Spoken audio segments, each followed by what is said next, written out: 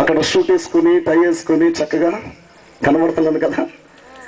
ఇలా కనబడుతున్నా నేను ఒకప్పుడు నా తల్లి గర్భంలో పిండముగా ఉంటుండగా నాన్న ఎలా ఉంటాడో నాకు కనీసం తెలియదు, ఫోటో కూడా లేదు. నాన్న చనిపోయాడు. 3 నెలలు నా తల్లి కడుపులో సొరబడ్డాను.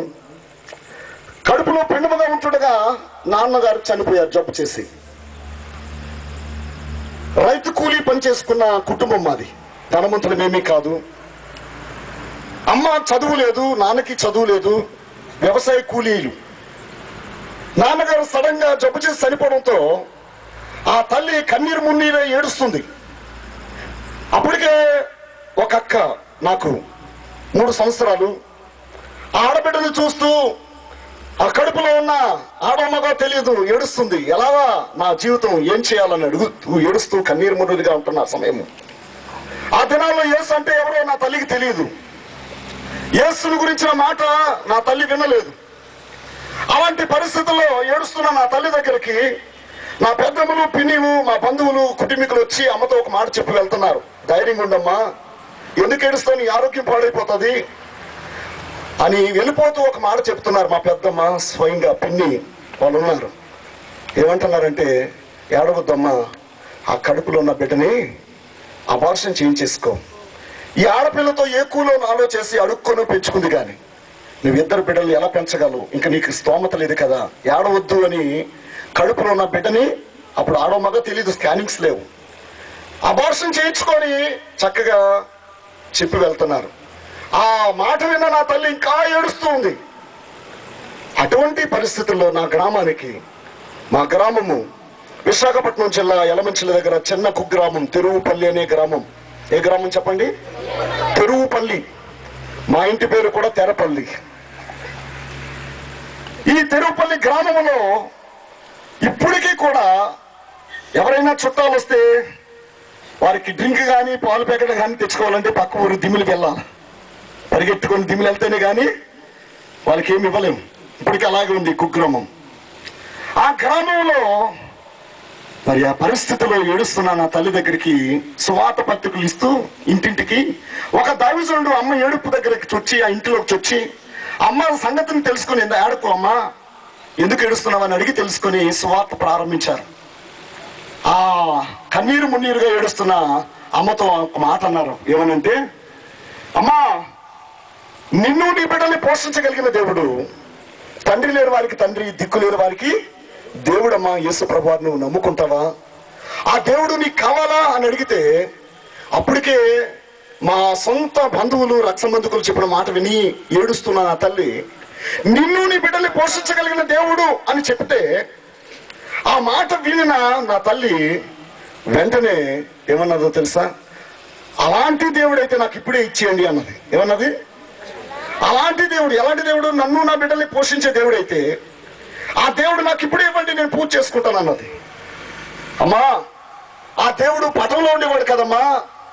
ఆ దేవుడు ఒక బొమ్మ కాదు, నువ్వు కొలుసుకోవడానికి నీ గుండెల్లో ఉంటాడు. ఎక్కడుంటాడు? నీ హృదయంలో ఉంటాడమ్మా.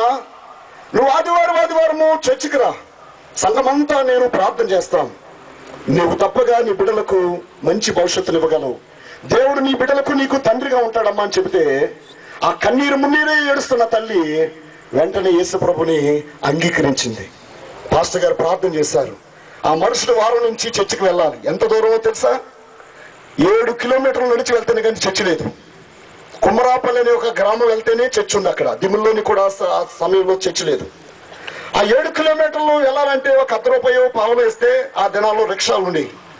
కానీ అవి ఇవ్వలేక ఆ గట్టుల్లో పొలాల వెంబడ ఆ నన్ను ప్రజ్ఞించుకున్నమ్మ, నన్ను ఆ యొక్క ఆడబిడ్డను పక్కని చేపట్టుకొని పొలాల్లో నుంచి చర్చికి వెళ్ళడం మొదలుపెట్టింది. మా బంధువులు, కుటుంబీకులు ఆ కృష్ణామ్మని మాత్రం తీసుకుందమ్మా, ఏదో అలా ధైర్యంగా బ్రతుకుతుందిలే అని ఎవరు ఇంకా అమ్మని ఆటంకపరచలేదు. అలాగా గ్రామంలో మొట్టమొదటిగా విశ్వాసిగా తల్లి ప్రభు మాటలు విని సంఘం దైవజనులు ప్రార్థించడం ద్వారా ప్రార్థన చేసుకోవడం, బాప్తిజం తీసుకోవడం, విశ్వాసంగా జీవించడం, ఆ విధంగా నాకు జన్మనిచ్చింది. నేను స్తోత్రం కలుగును గాక. నేను పుట్టి బయటకు వచ్చాను. మా మేనమామలు, నా కుటుంబీకులు వారి ప్రభుని ఎరగని వారు కనుక నా పేరు కృష్ణారావు అని పేరు పెట్టారు. కృష్ణారావు బయటకు వచ్చాడు. తల్లి గర్భములో పెనుముగా ఉంచుడుగా నన్ను ఏర్పాటు చేసుకున్న దేవుడు, ఆయన ఏర్పాటు చొప్పున నేను జన్మను పొందాను. ప్రభునందు స్నేహితులారా, క్లుప్తంగా చెప్తున్నాను. నాన్న పదమునకు నాకు అర్థము తెలియదు. నాన్నని పిలవడానికి నాన్న లేడు. అటువంటి పరిస్థితుల్లో నా తల్లి యేసుప్రభు నమ్ముకొని తెల్లవారుజామునే కన్నీటితో ప్రార్థన చేసేది, అయ్యా ఈ బిడ్డలు నేను ఏం చేయగలను, ఈ బిడ్డలు నేను ఎలా పెంచగలను, నాకు ఆధారం ఏంటి నాయన ప్రార్థన చేస్తుంటే ప్రభువు అద్భుతంగా మా గ్రామంలోనే మా పెదనాళ్ళు మా చిన్నానులు పెద్ద కుటుంబీకులు ఉన్నారు, కానీ వారెవ్వరూ చదివించలేనంతగా ఆ విధవరాలు కూలీనాలు చేసుకున్న విధవరాల్లో ఇంజనీరింగ్ చదివించింది. చెప్పడం కూడా దీని మహిమపడతామా? చాలా ఆశ్చర్యం. మా గ్రామం వెళ్ళి అడగండి, ఎవరు పాస్టర్ గారు చెప్పారు మీ ఇంటి వారు మీ పేరు కలిగిన వారు ఇక్కడ ఉన్నారండి అని. ఉన్నారండి, దేవుని స్తోత్రం, హల్లెలూయా. ఆ గ్రామంలోనే నా తల్లి విధవరాలు ఇంజనీరింగ్ చదివించింది. అది దేవుని కృప అని ప్రజలందరికీ, ఆ గ్రామస్తులందరికీ అర్థమైపోయింది. దేవుడు ఈ బిడ్డ పక్షంగా ఈ పక్షంగా ఉండబట్టికి బిడ్డలు ఎలా పెంచుకుని ధైర్యంగా ఉంటుంది. యేసు ప్రభు గొప్ప దేవుడు అన్న సంగతి అందరికీ తెలిసింది. దేవుని స్తోత్రం.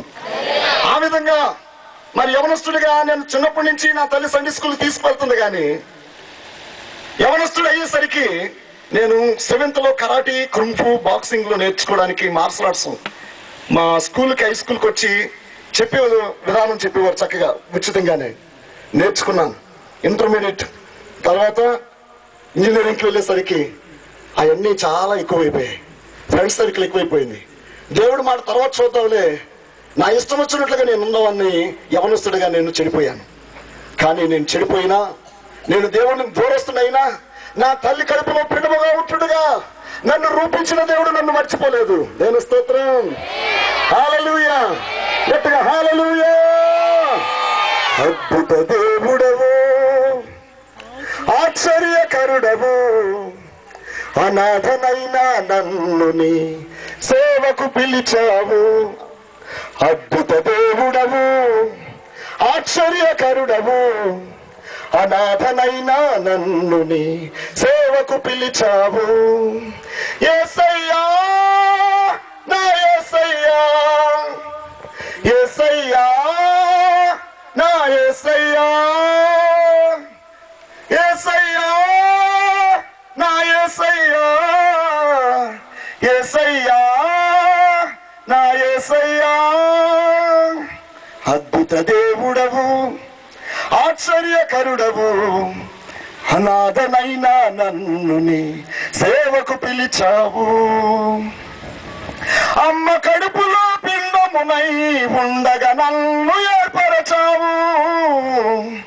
నాన్న ఎలా ఉంటాడో చూడలేని నన్ను చూచావు. ఊహకు అందదు నీ ఉద్దేశం, నా ఎడల నీ సంకల్పం.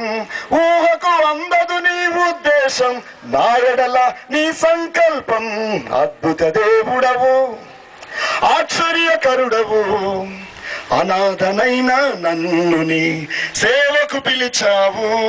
ఒకరోజు దేవుడు నన్ను 1990లో సేవకు పిలిచాడు. 90లో ఈ దివ్యమైన అమూల్యమైన పరిచర్యలో నేను అడుగుపెట్టాను. అడుగుపెట్టిన తర్వాత ఈ అనాథనైన నన్ను, దిక్కులేని నన్ను ఒకరోజు విమానం ఎక్కి కొరియా దేశం వెళ్ళవలసి వచ్చింది. ఒకసారి ఆలోచించండి, ఊహకు అందదు. విమానంలో కూర్చొని ఏడుస్తున్నాను. ఆ కొరియా దేశం ప్రయాణం చేస్తున్నాడు. మొట్టమొదటిగా విమానం ఎక్కి కన్నీరు కారుస్తుంటే నా ప్రక్కన ఉన్న దైవజనుడు, తమ్ముడా ఎందుకు భయపడుతున్నావా అంటున్నాడు. అనగా భయం లేదు, కానీ నేనేంటి విమానంలో ప్రయాణం చేయటన్నా, దేవుడు ఎంత అద్భుతమైన దేవుడు, ఎంత ఆశ్చర్యకరుడు.